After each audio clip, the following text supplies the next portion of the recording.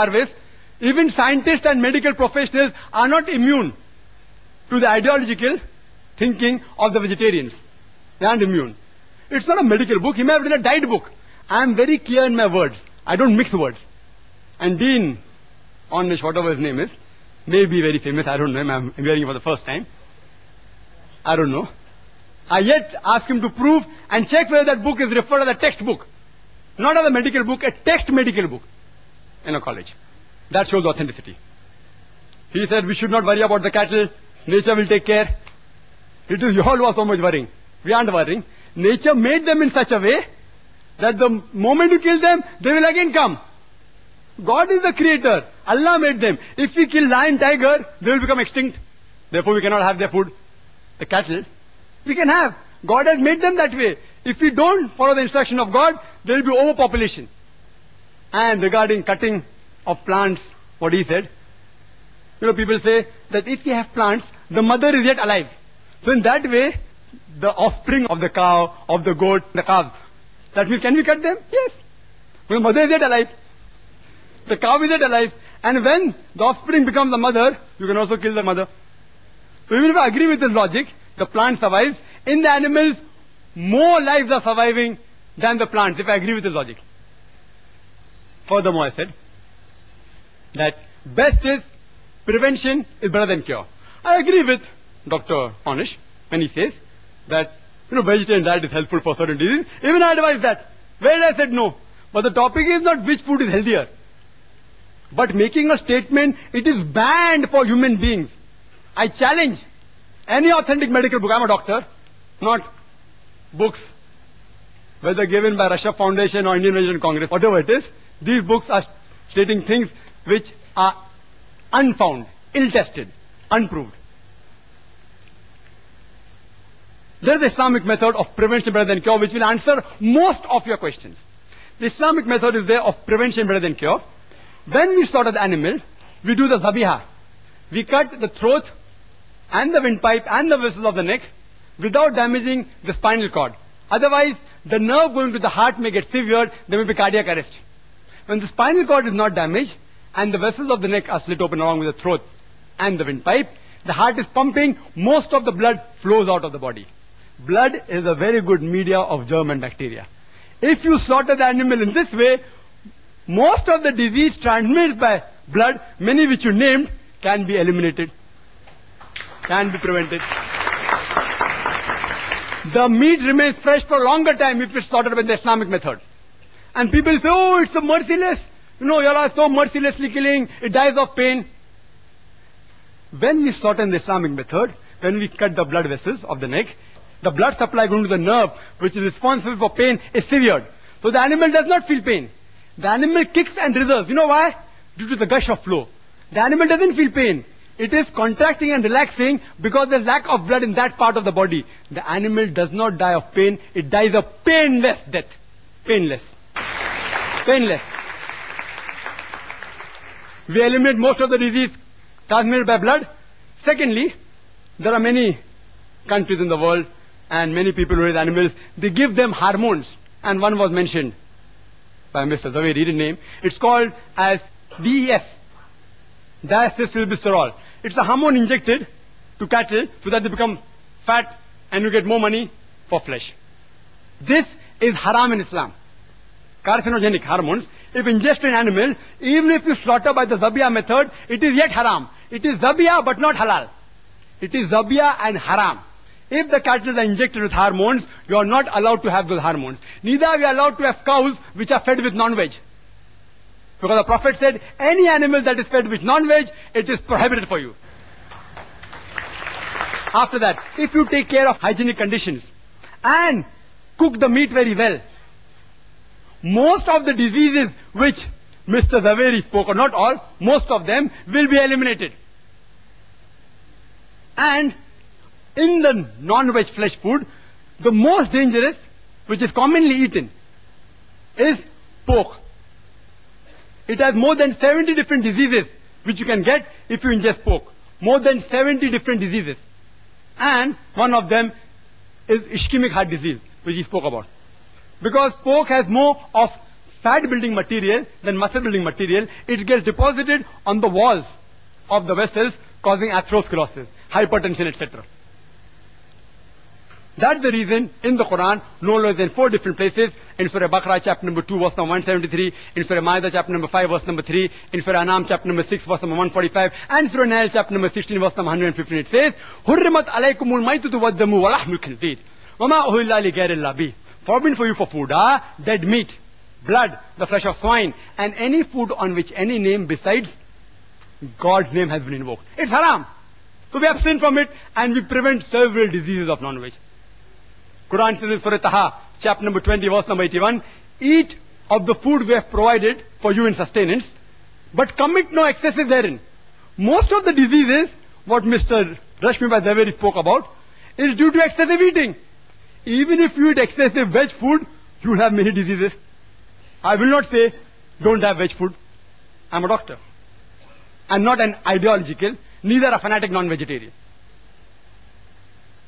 So if you prevent eating in excess, most of the disease will be prevented. If you follow the Islamic guidelines, slaughter in the Islamic method, remove the blood, don't give hormones, cook the food very well, hygienic conditions, avoid pork, don't eat in excess, most of the disease can be prevented. It answers most of his arguments. Few are yet remaining. If time permits or during question answer time, if you ask, I will reply. Do you know that talking about healthy food, talking about all research and experiments, I'll talk something which is a fact. According to Dr. William, again very famous person, Dr. William, he says that vegetarian food extends the life of a human being for more than 6 years. If you have veg food, as compared to non-veg food, you will live 6 years longer. Again, hypothesis.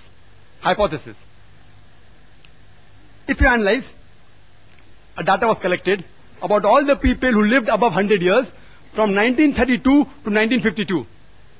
And on this data, a person by the name of O. Sejaris, he wrote a book, Living to be 100, 1,200 people who did and why they did it.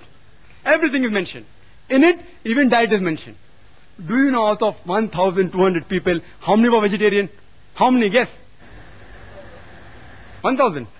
Four.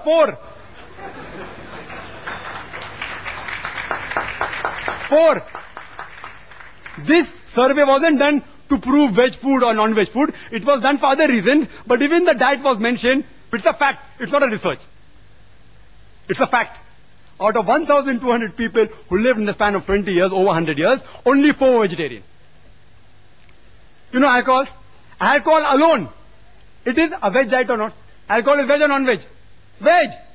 From juices or fruits. And the disease that are caused by alcohol alone is more than all the non-veg diseases put together. One vegetable diet. So just for alcohol, I cannot say that all vegetable foods should be banned. Today, scientists, and he'll agree, it's mentioned in these books also, the cause of maximum death in the world today is alcohol, number 1. So I don't ban all veg food. What do I say? As Quran says, Surah Ma'idah chapter number 5 verse number 90. Ya ayyuhalladhina amanu innamal khamru wal maisuru wal anzabu wal azlamu rijsun min amali shaitan fajtanibu la'allakum tuflihun. That, oh, you believe? Verily intoxicants and gambling and idol worship and dedication of stones and divination of arrows, these are Satan's handiwork. Abstain from it that you may prosper.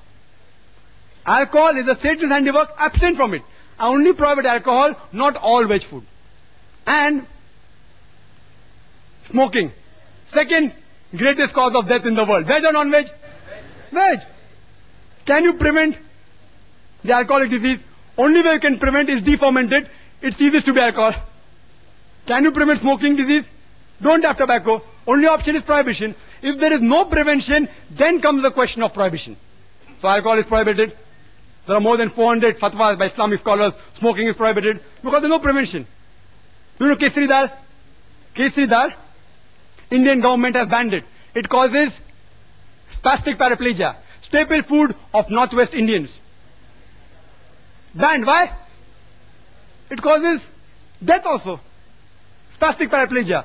Alcohol. Many countries have banned, including Saudi Arabia, including states in India have banned it. Smoking in Singapore is banned in public places, in government places, in public transport. Kesridar banned by India. If there's no prevention, then you can ban it. I do not know of a single government that has banned all non-veg food in general. Not a single. Yes, few non-veg food, like pork, Saudi Arabia has banned. There's no prevention, ban it. If there's no prevention, then you prohibit it. And the debate was not which is better, which is healthier, veg or non-veg. The debate was, is non-veg food permitted or prohibited? I gave a list of more than 20 points. So I can very well say that Mr. Rashmi Zaveri conveniently stopped this talk 5 minutes before, not to answer these things. If you give me 1 hour more, I will continue speaking. Wild berries, they are poisonous. Strychnine, vegetable food, they are poisonous. Datura, poisonous. What is the solution? Don't have it. You know, water.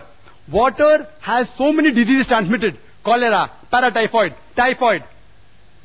It causes amoebiasis, giardiasis, roundworm, pinworm, viral hepatitis. I can go on talking. Only by water. What do? Do you ban water? You prevent it. You purify the water. The disease will be prevented. You know, milk. Milk has so many diseases. Shigella, cholera, paratyphoid, typhoid, tuberculosis, salmonellosis, brucellosis. I can go on listing. What do? Do you ban milk? What do? You pasteurize it. You don't ban it. You don't prohibit it. It's unmedical. Whether milk is non-veg or veg is a debatable topic. I won't argue on that. So if you cannot prevent the disease, then do you prohibit it? I have given various reasons, which Mr. Rashmi Zaveri hasn't replied. There's not a single government who has banned non-veg food in general. There's not a single major religion which has banned non-veg food in general. Therefore, I say that non-veg food is permitted, not prohibited. If I've hurt the feelings of any vegetarians while giving the replies to the speaker, I sincerely apologize from the bottom of my heart. I would like to end the talk by giving the quotation of the glorious Quran from Surah Isra, chapter number 17, verse number 81, which says, وَقُلْ جَاءَ الْحَقُّ وَزَاقَ الْبَاطِلُ إِنَّ الْبَاطِلَ كَانَ زَهُوقًا. When truth is heard against falsehood, falsehood perishes. For falsehood is by its nature bound to perish. وَآخِرُ دَعْوَانَا الْحَمْدُ لِلَّهِ رَبِّ الْعَالَمِينَ.